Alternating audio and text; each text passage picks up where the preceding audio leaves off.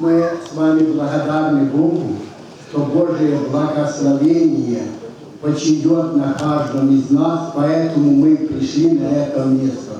Может, кто-то второй раз, кто-то первый раз, но Бог побудил сердца наши, чтобы слышать Слово Его, покоряться Ему, и этот наступившийся годом был годом благословения божественных дел в жизни каждого из нас.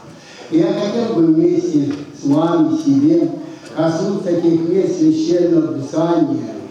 Это в свете Слова Божьего освящение.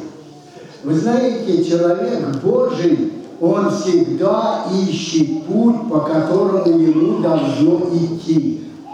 И у Бога один путь. Путь святой, прямой, но один путь. Христос сопровождает на этом пути. Поэтому мы видим в свете Слова Божьего, чтобы идти этим путем, и путем верным, живым, святым, нужно изменение каждого из нас в том направлении, которое желает видеть Господь. Поэтому Господь приготовил все для того, чтобы человек Божий, идя этим путем, видел всегда руку Божью. Вы знаете, когда человек видит, что с ним идет, или этот человек идет за Богом, и во время шествия своего он очень внимательный, он не останавливается, он не оглядывается, но у него цель одна – не сводить глаз Иисуса. Он и благословляет, Он нас сохраняет, Он нас научает, Он нас побуждает к живому упованию на Него, и Он остается всегда верный для нас. А мы должны взаимно быть верными Ему одному, для славы Божьей. И поэтому место Священного Писания я хотел бы напомнить Ефесянам, 5 главе, 26 стих.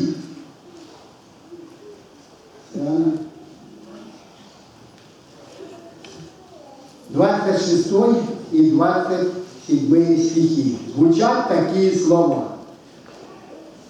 Чтобы осветить ее, очистить баню водную посредством слова, чтобы представить ее себе славную церковь, не имеющей пятна или порока, или чего-либо подобного, но дабы она была свята и непорочна. Вы посмотрите, какие предъявленные требования сегодня каждому из нас, идущим за Господом Богом. И когда мы с вами касаемся освящения, то в освящении я не буду приводить места Священного Писания, я буду вам называть. Первое, неотъемлемая часть освящения от Слова Божьего. Иоанна 17:17. Вы знаете, человек, читающий Слово Божие, вникающий в него, он освящается этим же Словом Божьим и идет еще более и более смело по пути к Богу. Далее мы видим, что освящение идет через жертву Иисуса Христа. Это Евреям 18 глава, 12 стих. Человек освящается через кровь, пролитую Иисусом Христом на Голгофе. И лично он понимает, что благодаря пролитой крови он имеет право сближаться с Богом. Он имеет право получать очищение от всяких недостатков своей жизни. Далее мы видим Коринфянской церкви, апостол Павел напоминает нам в 1 главе, 1 Коринфянам, 7 глава, 14 стих. Такие слова, что имя Христа ведет к освящению нашему. Вы знаете, в жизни нашей, когда человек Божий наполнен именем Иисуса Христа, и эта река течет из него, из этой крамины, приготовленные Богом, чтобы человек Божий умел говорить и прославлять Бога, беседовать о Боге. И это, как мы читаем в Слове Божьем, имя Христа освящает каждого из нас. Значит, мы теперь видим, что нам дан язык не для других дел. Язык дан, чтобы напоминать себе и окружающим людям о и великом имени нашего Господа Иисуса Христа. И вера. Вера дана нам, чтобы, имея веру, и вера эта умножалась в каждом из нас, от слышания Слова Божьего человек Божий освящался. Это мы с вами коснулись средства освящения. Они есть в этой книге. Вы их можете, я еще буду понимать еще больше в жизни своей. Далее есть цель освящения. Вы знаете, это очень важно. Всегда человек ставит вопрос, а зачем это делать? Нужно ли это или не нужно? И эта цель освящения, и освящение касается, я не буду зачитывать, это много времени надо, то освящение касается, как мы видим, греха. Скажите вы себе, я себе, нужен нам грех? Или надо от него бежать, как от лица змея? Вы скажете, бежать от него. И чем дальше от греха, тем теснее с Богом. Освящение освобождает нас от греха. Второе. Бог желает каждого из нас иметь своей собственностью. Вы знаете, у нас каждого бывает собственность какая-то. И мы ею управляем. Мы ее можем переложить, отдать. Ну что угодно можем сделать. И Бог желает иметь нас своей собственностью. Чтобы мы подчинялись Ему, а Он управлял нами. Не как мы желаем, а как Он желает. Как Он желает. Его желания, они прекрасные.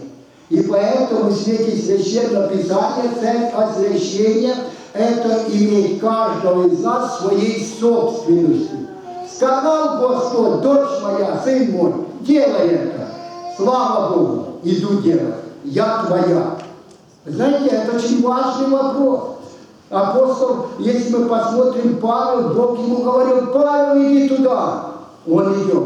Павел, иди туда. Он идет. Почему? А потому что он был послушен Богу, и Бог пользовался им, потому что он был собственностью Его лично, для славы Божьей. Христос должен пережить в нас жизнь свою. Это Галатам, Ефесянам 3 глава, 17 стих. Но Он не насилует никого. Некоторые ждут, когда меня Господь потянет за собой. Нет, Он, помните, сказал ученикам такие слова. Не желаете ли вы отойти от меня? Это Христос слова. Христос сегодня любит людей, которые любят Его и идут за Ним одни. И поэтому в Священном Писании мы должны пережить жизнь Христову внутри каждого из нас. Жизнь Христову. Она обильна, она чиста, она мирна. Когда мы с вами читаем о плод Духа, 9 качеств, мы, наверное, радуемся, что эти качества Господь желает видеть в каждом из нас в той мере, насколько мы с вами отдали себя для служения Ему. Далее мы видим, что освящение должен быть человек, должен, так формирует Бог, подобный Христу. Какой Христос, таковы и Христовы. Господь сказал нам замечательные слова. Научитесь от меня, ибо я кроток и смирен сердцем. И что? Найдете покой душам, не беспокойство, а покой Божий человек находит посредством, как мы видим, посредством освящения себя пред Богом. Вы знаете, в свете Слова Божьего Для нас приготовлено все, для каждого из нас. Воспользуемся ли мы или нет, это наша беда, или, если воспользуемся, великая радость. Далее мы видим, что в Слове Божьем, кроме всего этого, есть возрастающее освящение. Всегда человек растет, радуется, благодарит Бога, потому что он стал жить для Бога более ответственных отношениях своих к Слову Божьему, ко всем Божьим проявлениям, ко всем отношениям, которые он должен иметь между людьми, ко всем отношениям, как он учится любить врагов, проклинающих, ненавидящих, обижающих, и мог произнести слова Христа, который сказал: «Отче, прости им, ибо не знают, что делают». Вы знаете, все окружающие люди, они вообще не знают, что они делают. Мы принимаем подчас их, что они правду что-то говорят. А на самом деле, что бы они ни говорили, как бы они ни поносили, мы имеем право сказать: Иисус Христос, Ты за них пролил кровь, прости им, не вмени это им грех. И наши молитвы Бог слышит, и Бог на них отвечает. Далее мы видим в свете Слова Божьего, хотя это и в Ветхом Завете, но очень важные места. В Ветхом Завете Господь говорит такие слова, Исход, 19 глава, 22 стих: «Не может приблизиться к Богу без освящения». Знаете, вы и я задумываете, если человек не идет путем освящения, он не может приблизиться к Богу. А почему? Напрашивают, грехи не дают. Грехи. Освящение лишает человека всякого греха. А освящение омывает кровью своей святою при освящении. И в Исходе так написано. Есть еще такое место Левит. Не может быть, вы знаете кем? Народом моим без освящения. Тогда чей это народ без освящения? Не народ Божий, а народ плотской, так скажем. Живущие по плоти – это люди, которые не пошли путем освящения.